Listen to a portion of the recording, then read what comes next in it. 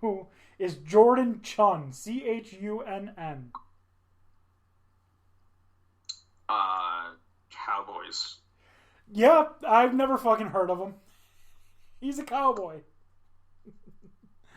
All right, then we've got Jon'Vea Johnson. Jon'Vea Johnson. That sounds like a pirate if I've ever heard one, so I'll go with Buccaneers. No, he's a cowboy too. Never heard of him. Bastard. Anyways, so yeah, Andrew Luck, not only has he had that what was it? It was a labrum injury, right? Right. Not only has he had that labrum injury, he is now going through a calf injury, I believe it was, right? And he was expected to miss some time because the Colts have no fucking clue what they're talking about when it comes to Andrew Luck and his injuries. Because do you remember when he was injured with the labrum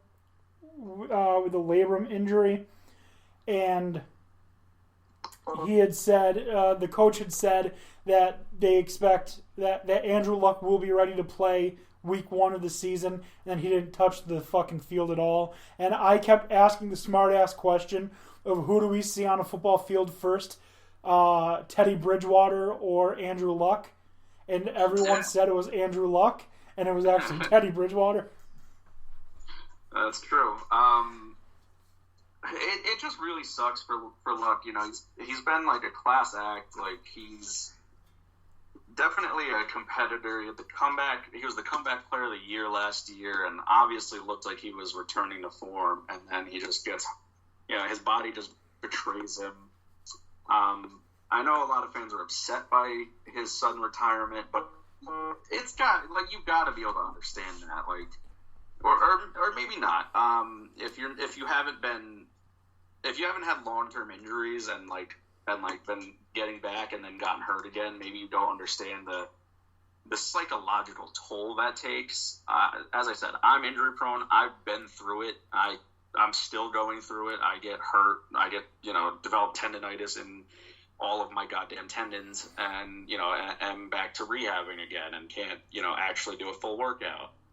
So I am 100% understanding of Luck, and I'm not a football player where I'm training several hours every single day and and that's my career. Like, it kills you when you're like, yes, I'm almost back to where I was, and then all of a sudden, nope, you're back to being several months back, and you got to start this whole process over again.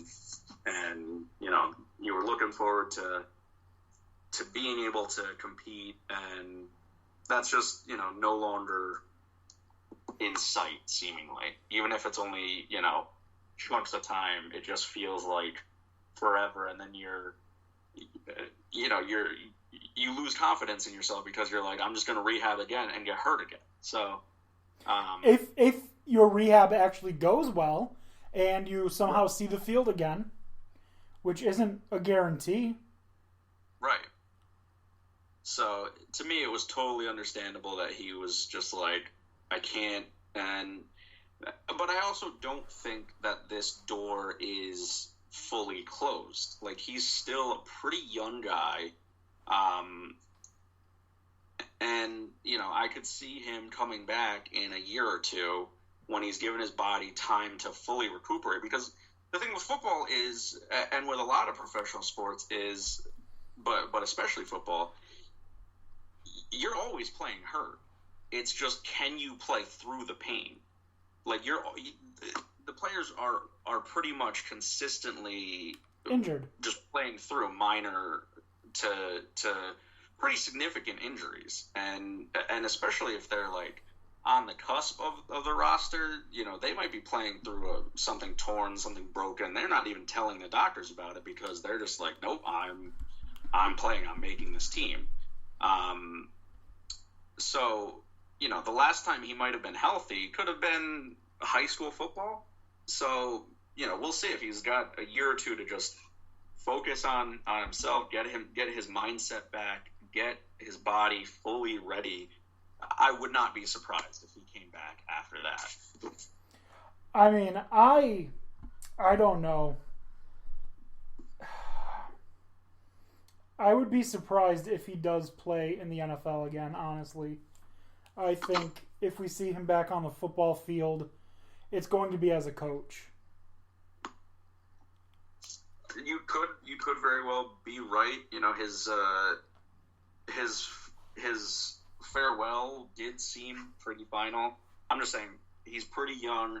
I don't think we can rule it out completely, but you know, it we also shouldn't, especially Colts fans, shouldn't hold out hope that he's going to come back. I certainly, if I'm the Colts organization, you know, I'm moving on. You know, Brissett's not terrible. He's decent, so they'll see if he can, you know, turn a corner. There was some speculation that the reason that the Colts gave Andrew Luck so much money and didn't request it back with his retirement is that they're trying to, you know, woo him for a potential return down the line. But which is stupid. Yeah, I wouldn't hold out hope. No. That's like going on a date. The person you're with takes their purse or their belongings, says they're going to the bathroom.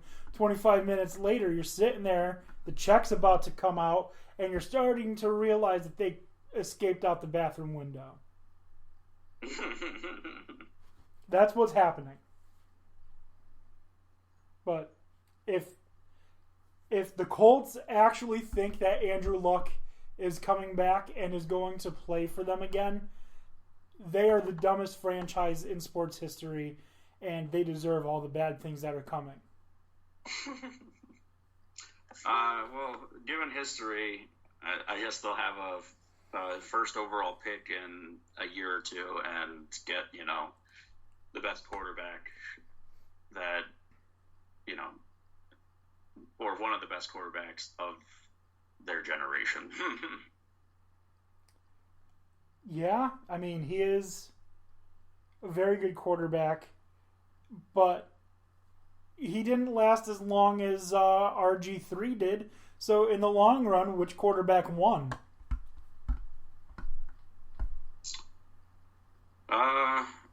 Given what they've made over their careers, I'm still going to say Andrew Luck. That's a good point.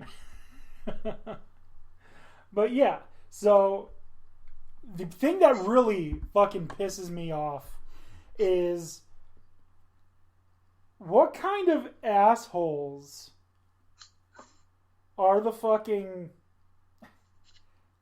Colts fans that are burning the jerseys. That always like pisses me off. Like, do you hate the $100 at least that jersey costs so much that you're willing to throw it in a pit and fucking set fire to it? Are you that much of a dipshit? Or like this whole thing with Colin Kaepernick and people burning their Nikes, like, is that like, who are you hurting? You're not hurting Nike. You already paid for those. Like, they've already got your money.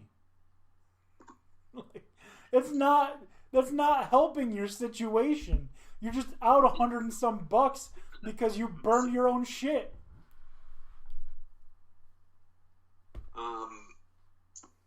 Yeah, for certain things I can understand it, you know, just because you're like so furious and you'll never wear it again and blah blah blah. But for a guy retiring because of just constant injuries, it's a little ridiculous. Just, you know, respect what he's done. He's, you know, kept you guys relevant, brought you to playoffs. Had you had competent coaching and management in his early career, you could have won a Super Bowl. You might have even still had him, but, you know, they consistently gave him the shittiest O-line in the league for his first 5 years. And that's partially on him too, because I mean, kind of partially on him, definitely on the team, because he's the reason that they couldn't rebuild, because they had to underpay literally everyone else because they gave him a super fucking rich contract at the time that, his salary had them in a stranglehold. And so their options were, do we overpay for 2 players and then have 20 shit players, or do we surround him with their body and give him money? I mean, you can say that, but other teams do it and still are able to field a competent O-line. Even if it was it might not be, you might not be able to get the best in the league, but you could still get a middling offensive line and he'd be all right. They were consistently the bottom of the league and did nothing to address it year after year. So that's on them. They didn't invest in the O-line in the draft. They didn't make any trades and sure, they might have been a little bit more financially strapped because of his contract, but other teams do that, with big contracts all the time. So I think that's a shitty excuse. No, I'm not saying that you put all this money into his hands and then you don't protect him. Like, what the hell are you doing? That's the stupidest goddamn strategy I've ever seen. And it's not his choice. Like, he didn't choose to be offered that. He just accepted it, Right, but let's say you buy a fucking Bugatti, a $200,000 car. Are you going to park that on the street? Or are you going to fucking put it in a garage? Like, it's common sense here. So, that's on them. And I really think, and same thing with RG3, shitty coaching and management decisions are, I think, a big part of the derailment of the career. RG3 should never have fucking played in that last game. His knee was already hurt, and then you're putting him in shitty, muddy conditions where injuries go up, especially to the knees, exponentially. You're a fucking idiot because you have a taste of the playoffs, and instead of thinking long-term, you're like, oh, let's sacrifice what we just fucking traded a bunch of picks for a shot at the playoffs. And what happens? He has a career-changing injury. So, well fucking done for short-sightedness. Right, and 2 things on that. One, it's a different situation. I think the Redskins organization coaching is 100% to blame for that, because the coach is the ones that put him back out. I'll guarantee there's pressure from ownership for that, though, as well. I don't think so, because I'm pretty sure, if I remember correctly, at first, ownership didn't care if they had RG3 or Kirk Cousins playing as long as they were making money. And they knew Kirk Cousins could play, or they wouldn't have drafted him. So I think that was entirely coaching staff. And he shouldn't have been back on the field, you're right. But also, how much of that is on him saying, I want the ball in my hands? He's got to be held, if that's the case, he's got to be held accountable too. Whether you can blame the coaching staff and the trainers all you want, but at the end of the day, if you're an adult, you have to make the smart decisions for yourself too. So I don't know. I'm going to give him the benefit of the doubt and say that coaches said, you're ready, right? And he, being the team player, is like, yeah, I'm ready. So, I don't know. Oh, like I said, they had Kirk Cousins to fall back on. I don't know why. That's an entirely different story. Dan Snyder's a fucking idiot. You can repeat that again and again and again, especially in the mirror. Yes, I am. Yes. I'm just pointing saying, you're a fucking idiot. You're a fucking idiot. Yeah. Anyways, so back to my absolute fucking hatred and utter annoyance with these asshole fans who just fucking burn jerseys, burn shoes, burn whatever bullshit they do in fucking protest. You're so stupid. So stupid. That's it. That's